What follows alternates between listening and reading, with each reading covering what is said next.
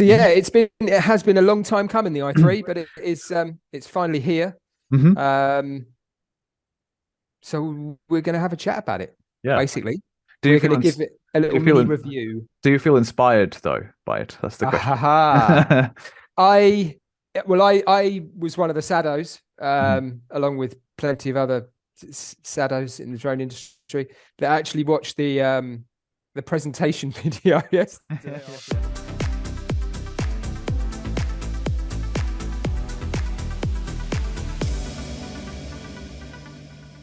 Hi Alex, Here we how's it are. going? Yeah, it's all good. We're at it again. We are We at are it again. we are at it again. Um, yeah, so obviously, yesterday was the release of the brand spanking new DJI Inspire 3. Yep. It was out yesterday. It was 13th of April, Hmm. 2023. After Well, lots that's and when it was, lots yeah, after a long lots time. yeah. Lots of rumors. The rumor mill was rife. Um, and it's been a long time coming. Yes, it It's been a has. long time coming.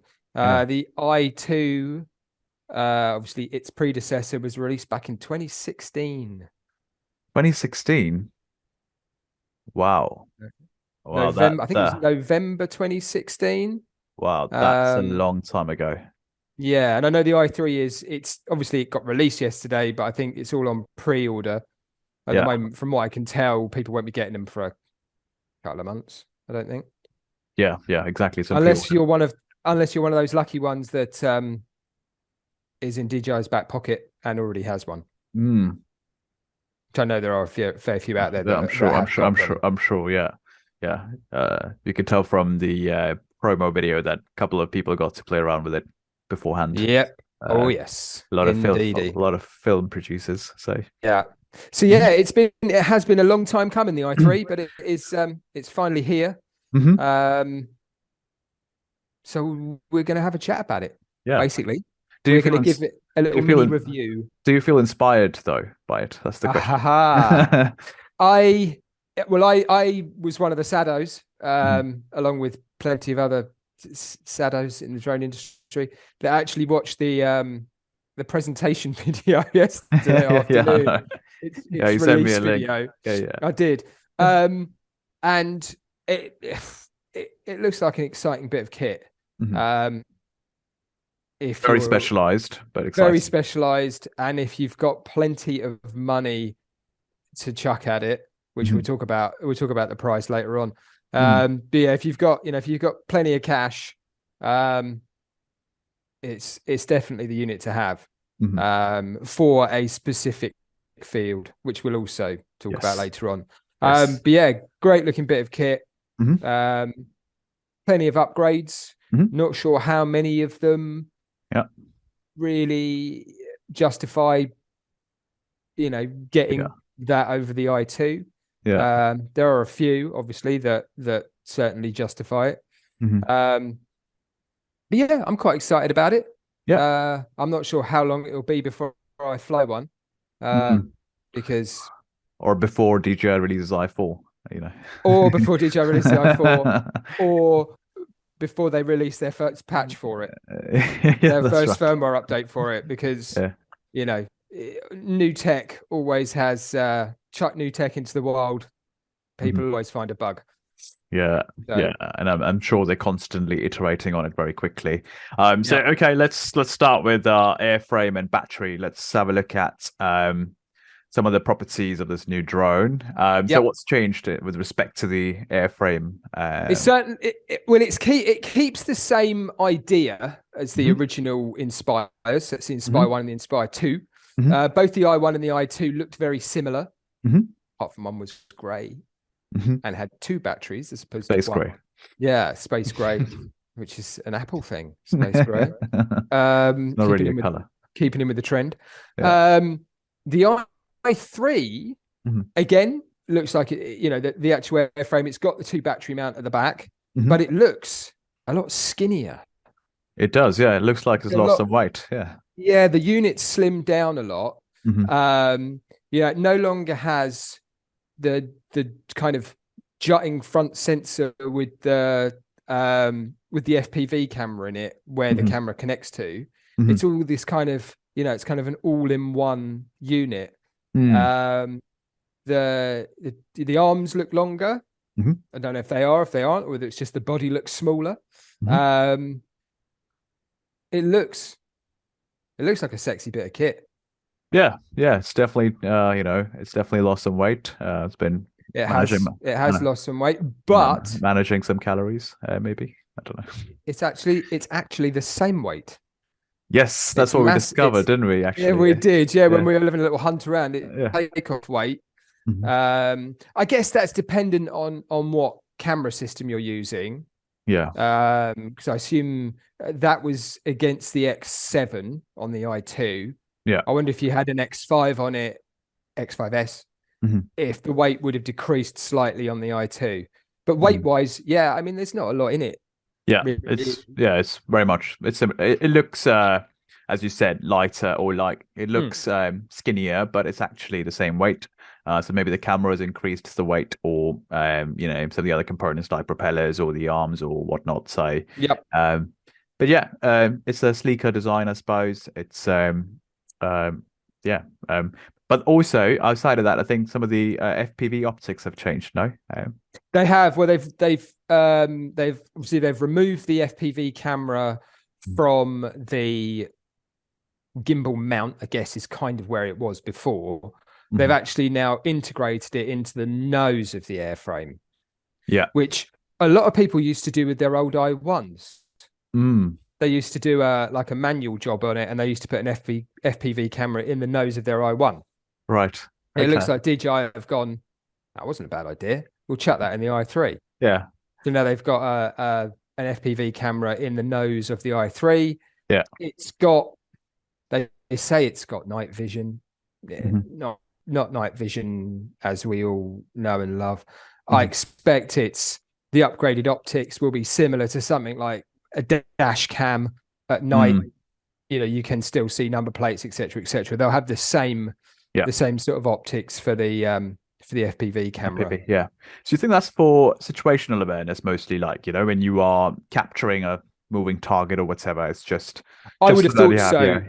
Yeah. I mean, I've flown I2 quite a lot. I rarely used the FPV camera, but I think I'm, I may well use it if I ever get to fly one. Being in the nose of the aircraft, you're kind of up front, and you are the aircraft. Yeah. So it gives you that ability. Also, I guess then it also depends if you've got a second operator. So if you've got a camera operator running as well. It makes sense. I mean, it's like, you've got a camera that's probably not going to be looking where the drone's going. And I think the same is true. This is not a mapping drone, but even in a mapping job, you've got the camera looking down.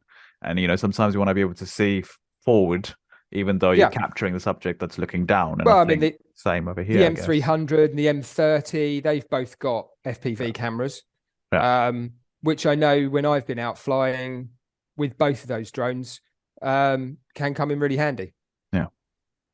Especially in a mapping environment where the camera is pointing straight down. Yeah, you might think, what's going on? What's in front of me? So you can fire up the FPV camera. Yeah. So they are handy, and again, they're like I guess in some respects another added safety feature. Yes, that's true. Not that that's what they're really there for, but you can, it does. It helps. Help. Yeah. Right. Yes. What's the flight time like for the new Inspiration? So DJI's own specs, to be taken with a pinch of salt, is 28 minutes. Okay. Compared with what the Inspire used to be, again, DJI's specs. Yeah. It was 23 minutes. 23 minutes. Yeah. Okay. So 28 minutes. It's not bad.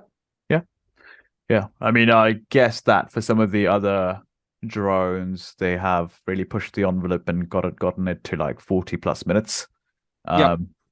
For the Inspire 3 or the Inspire series, I wonder why the battery life can't be as high. Is it because it's the battery size to weight ratio and kind of also the stability of the drone probably has a factor to it. Possibly.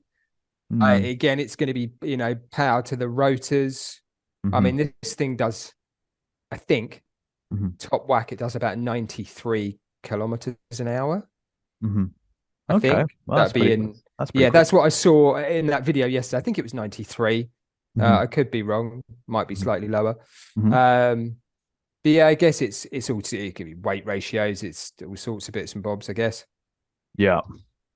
Yeah, so I guess but 28 minutes not bad. It's still an improvement. By the way, you're right about the 93. It's actually 94 that well, according to dronelife.com, we kind of have to Okay. check this. I was one off. Yeah. Hey. One off by one. So Off by one.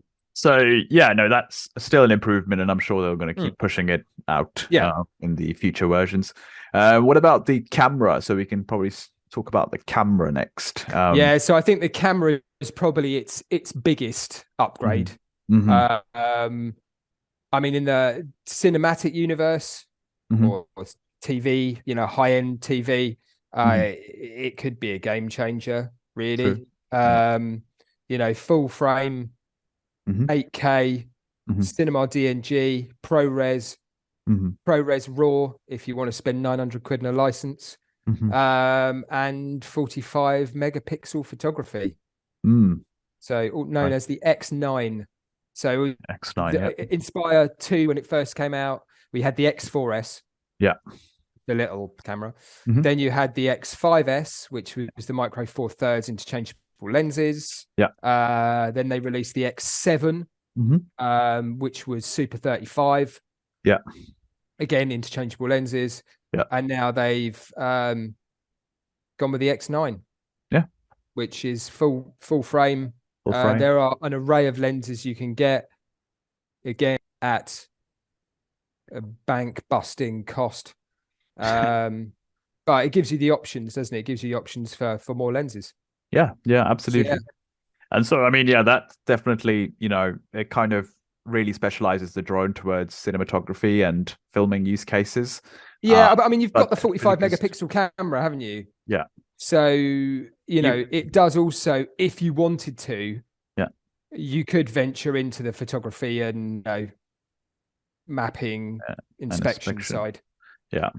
Especially inspection, I think. Mapping as well as the full frame sensor. Yeah. I mean, with a 45 megapixel camera, you can achieve quite a lot inspection wise.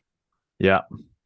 So I think the camera overall has been a great upgrade, especially because, as you mentioned, there were quite a few cameras that came for the Inspire 2, Inspire, the X4S, X5S, and then obviously the X7, which X7 definitely needed an upgrade because it just had so many issues reported, all sorts of green frames and sort of aliasing of the actual pixels. But 5 years on, 5 or 6 years on, I don't know when it was, 2016 was actually 7 years on. Not sure when the X7 was released. Yeah, not sure about the X7. Somewhere between 2016 and 2020, but yeah.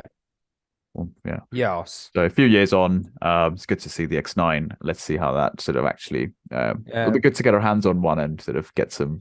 Would be nice. Would be nice to have a look. Yeah. I think we might have to wait a little while. Well, we have to wait a little while because a lot of places won't have them straight away.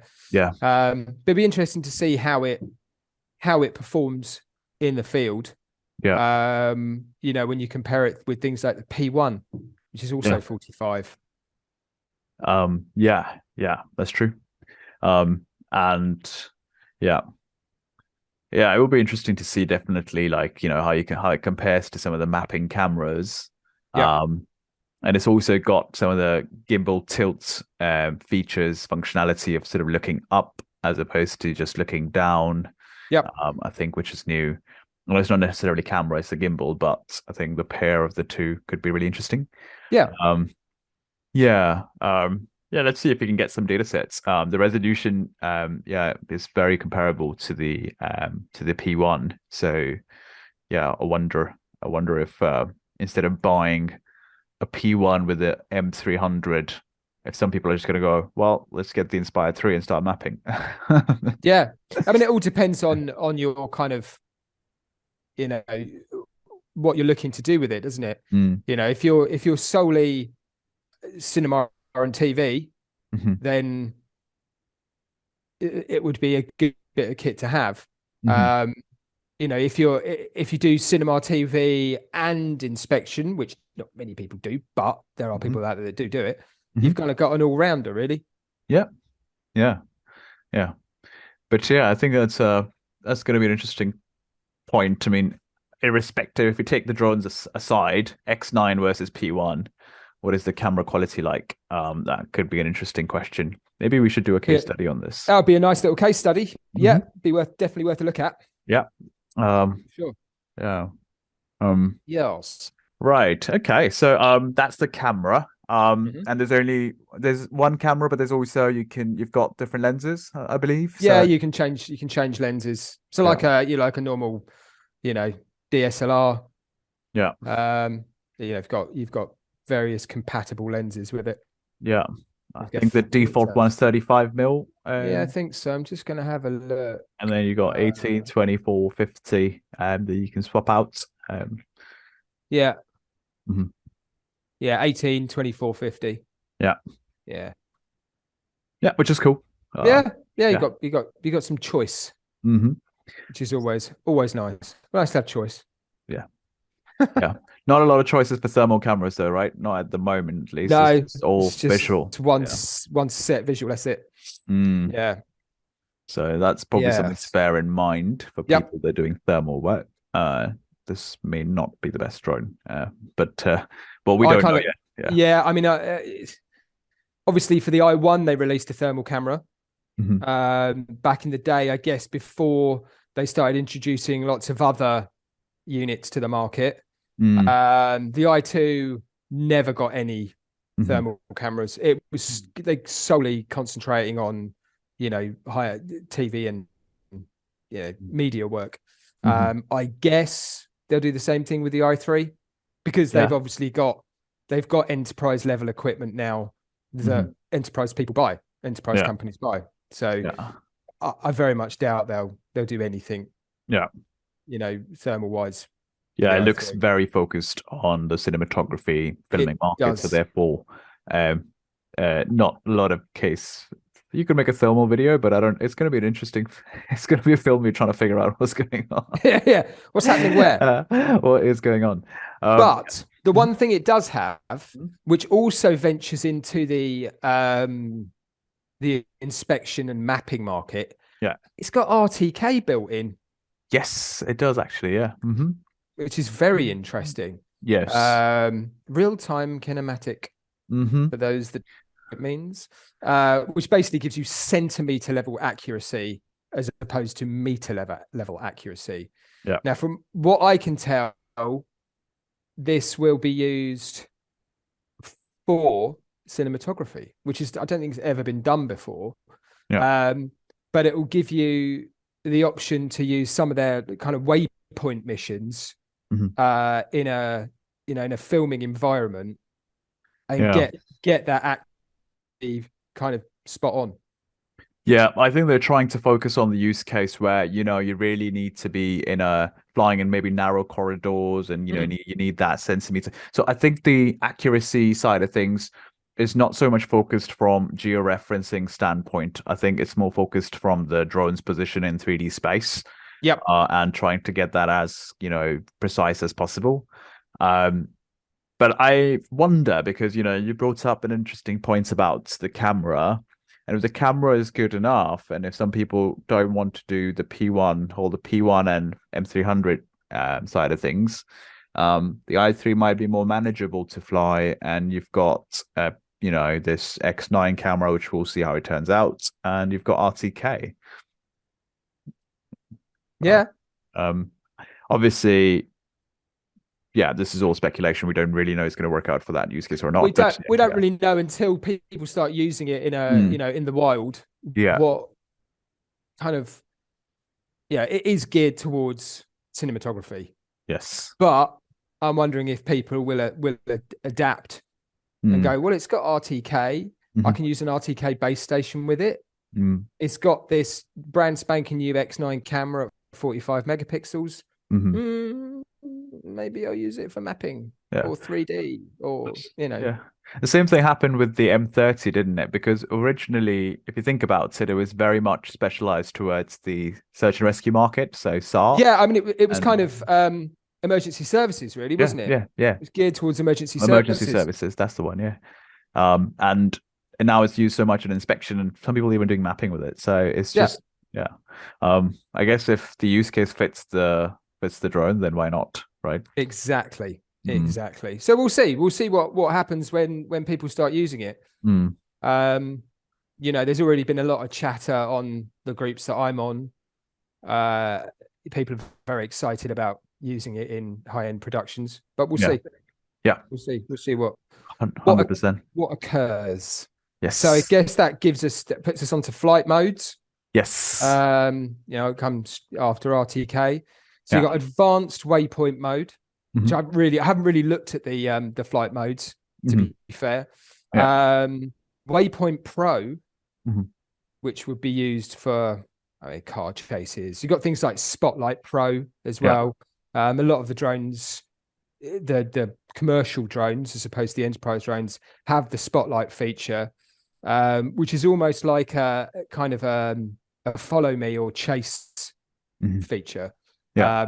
It's pretty cool. You know, you basically draw a target around the object or the item that you want to concentrate on, and then you can fly the drone off at any angle you want, and the camera stays on the target. So it looks like kind of dual op sort of stuff. Again, not really useful for our side of the industry, but good fun to have, and probably useful for those situations where you need it. The big one is obviously SDK. So no news on that yet, but given how DJI does these things, you know, the drone always comes before the SDK. So most likely, if there's going to be software support through third parties, they're going to release that a few months on, and we just have to keep our eyes and ears open for it. I think it also depends on what people start using it for. So, you know, as we talked about before, if we find that actually there are use cases outside of cinematography and filming, and there's a use case for third-party applications to come in and build on top of it, then, you know, maybe DJI has more of an incentive to support the SDK and allow third parties to integrate. But until then, I think, you know, they've got their own sort of advanced waypoints, which just does this sort of like really smooth corner stuff, and which actually, if you think about it, you know, a lot of other apps have had for a long time, kind of having, even in Hammer, we've had our own advanced waypoint of going, you know, setting the speed and the curvature and getting these really smooth shots. So, but I think they've kind of like adapted that specifically for the i3 in this particular release, and it will be interesting to see if they release the SDK, and hopefully it's not like the Mavic 3 where people buy the drone and then are waiting for some software support for a long period of time, and none comes through because no SDK was released. So no, they concentrate on the enterprise Mavic 3, but not the commercial Mavic 3, which is a bit naughty, but there you go. Inspires the enterprise for the remaining set of features. No. Yeah, I can see that happening. Blimey. I suppose you got what's next? It'd be transmission, the transmission feed, really. OcuSync 3 as opposed to Lightbridge, which I think the other one had. Or was it OcuSync 2? Might have been OcuSync 2. I know Lightbridge was probably the original one. You can now transmit your video signal up to 15 kilometers. That is amazing. That is really amazing. A bloody long way. Yeah, that's what that is. Can you even fly that far though? That's the thing. You can't. Not legally. Not legally, right? Yeah. Well, unless you've got, you know, beyond visual line of sight set up. But still, yeah. I mean, want to fly 15 away from. You want to see the There goes 15,000 pounds. 15 kilometers away in the air. Yeah, exactly. No, It's not for £1,000 me. per kilometer. Oh yeah, this is it exactly. So Yeah. yeah, I mean, it's basically, it's proof of point though, isn't it? That Yeah, yeah. that signal will be solid Yeah, of up course. to, yeah. I mean, I don't know if it's up to 15 kilometers. Whether Mhm. they've obviously bench tested that, Mhm. but it does mean your 500-meter radius or whatever, Yeah. it's going to have a solid signal. Yeah, you've got a good range and you can get good quality video without sort of interrupts or any of that jazz, and kind Yeah. of, just focus on capturing the subject, whether it's chasing a car or, filming something on a production set.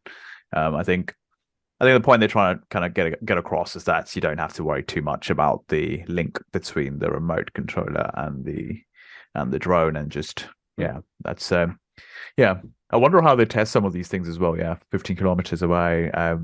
Yeah, it's really hard to test with all the obstructions and all the different things in between, right? So it's probably 15 kilometers with direct line of sight, nothing in between, and yeah, Desert or sea.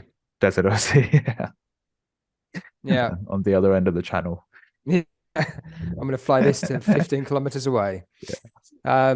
So yeah, so that's, I mean, that's the kind of, I guess that's the initial specs of the i3. And they've got other upgrades as well, right? There are other upgrades. It now comes with 1 terabyte internal storage, which is actually like a like a disk hard drive, disk drive. Yeah. The new big one, I guess, is the inclusion of the DJI RC Plus. Oh yes, which of course is the same controller that the M30 uses. Yeah, and very soon the M300 will be compatible with it as well. Yeah. So fully integrated Android setup. I think it's a 7-inch screen, is it? Yeah, 7-inch screen, high brightness. So it definitely looks like they're pushing away from the additional tablet or phone side of things. Yeah. Obviously, the only trouble with that is if you want to buy a second one for dual control, you're looking at about 1,200 quid. Yeah.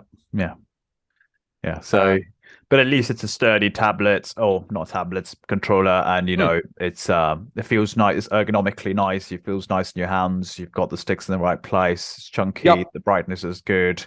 The remote controller. And we've used them. I love it as a controller. It's It's absolutely fantastic to use. Yeah. And they've got dual batteries. You can swap the batteries out. So it doesn't run out of battery. I think overall it's a good, directionally correct in my opinion. Moving towards dedicated kit. Exactly. I mean, you've got SD card readers in it. You've got HDMI out. It's a great unit. They've designed it very, very nicely. You've got some serious obstacle avoid with this bit of kit as well. It's got nine sensors on it. Yeah. Six direction obstacle sensing. Yeah. With a customizable range. Yeah. That's so cool. you can fly down in between 2 buildings and say, well, I want the range to be XYZ. Yeah. So it doesn't. It's very cool. Yeah, no, I think they've got obstacle avoidance technology on every platform that they release now. So obviously, I think they've got safety as a high priority, and I think, they try to add all of these features. I think it's really cool because they might release a drone in one specific vertical, but because the drone has so many technologies that are across the board, they improve in that vertical, and then every other vertical they release the drone in gets that technology as well. Because obviously it's the same hardware manufacturer.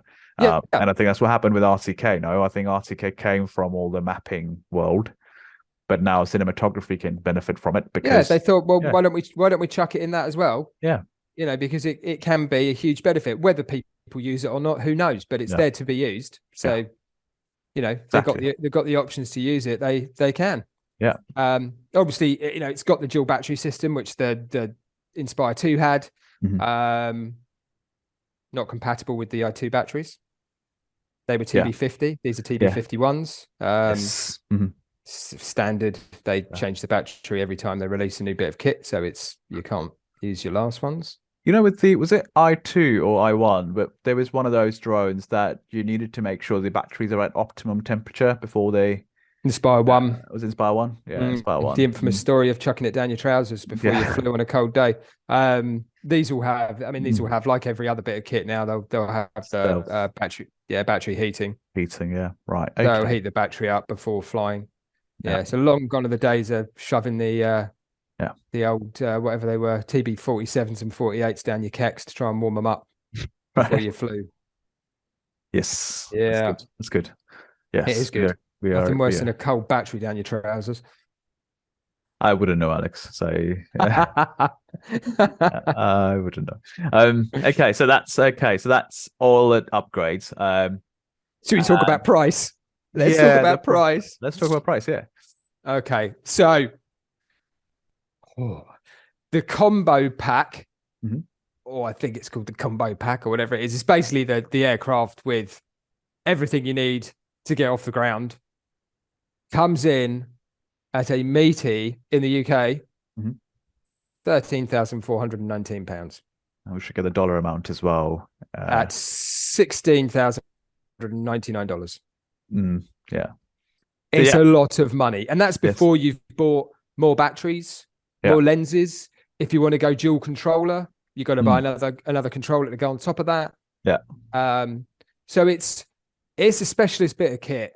Yes. You've got to have the right market. You've already got to know where you're going to use it and when you're going to use it. Yeah. To be looking at forking out that sort of cash for it. Yeah. Yeah. Yeah, I mean, it depends, right? Like it's as you said, it's the use case. So if you're using it in a production set and on a film job, or and the budget's really high then I guess a one-time investment for the course of a couple of years or something. So it's not too bad. And then I'm looking at it also from the perspective of, if you needed that full frame 45 megapixel camera, again, to be seen whether it works in mapping or not. The alternative you have is to buy a P1 with the M300, which obviously is, the drone size. It's a lot more. It's a chunkier drone, and the camera is not. It is integrated, but also sort of slightly chunky camera. So I don't know if this is going to be a lightweight version of that, and probably at a slightly cheaper cost. Yeah. So if you look at it from that perspective, it could make sense, but yet to be seen. But proof's in the pudding, right? Yeah, exactly. Proofs in the pudding. So we'll see. Given DJI's quality, and I think given what once things have been iterated on a couple of times and all the bugs have been fixed, I think overall it would make sense. And I think the Inspire line needed an upgrade after quite a few years of no upgrades. So I think it's finally here. And I think given everything it does, and given who it's targeted on, I think the price makes sense. I mean, it's an awesome bit of kit. I mean, DJI always smash out the fantastic promo videos, and you just go, "Ooh, oh wow!" It's like fireworks. They really go glossy on it. But I think genuinely, it's going to be a game changer. If you've got the budget for it. Yeah. That's what it boils down to. It will be a game changer as long as you've got the budget for it and the use case and how to use it to its full potential. 100%. Exciting though. Let's see if we can get our hands on one, and then we can do a post up an analysis, and maybe we can try to retrofit it to some other use cases and see how it performs. We can give it a go. I will speak to our guys and see if we can obtain one for a fly. That's exciting. That'll be fun. That'll be good fun. That'll be a day out. I'm not coming back to the office. I'm still flying. Full of inspiration. Very good. Very good. I'll let you have that. I won't cut that bit out. Okay, I'm going to stop the inspiration jokes. Okay. Cool. Okay. So that, I mean, generally our overall verdict is, you know, it is geared towards cinema, but it would be interesting to see how it performs in an inspection environment. Yeah. Or a mapping environment. Or a mapping environment. Yeah. Yeah. So yeah. Exciting. Cool. Let's see how it turns out. Yeah. Let's see what occurs. Yeah, and curious to see what people think. It's only been a day since it's been officially out, so people might have their comments already. So if they have any specific things they want to talk about, you can leave them in the comment section. We will address them, and you know, it'll be good to get a conversation started since it's so new, and nobody really knows where it's going to go. So yeah. Cool. Awesome. Let's see what happens. Let's see what happens. Yeah. Nice one, Varun. Yep. Nice one, Alex. We shall catch up again soon. Yeah. Let's catch up soon again. Nice one. Cheers. Speak to you later. Cheers. Speak soon. Cheers. Bye. Bye.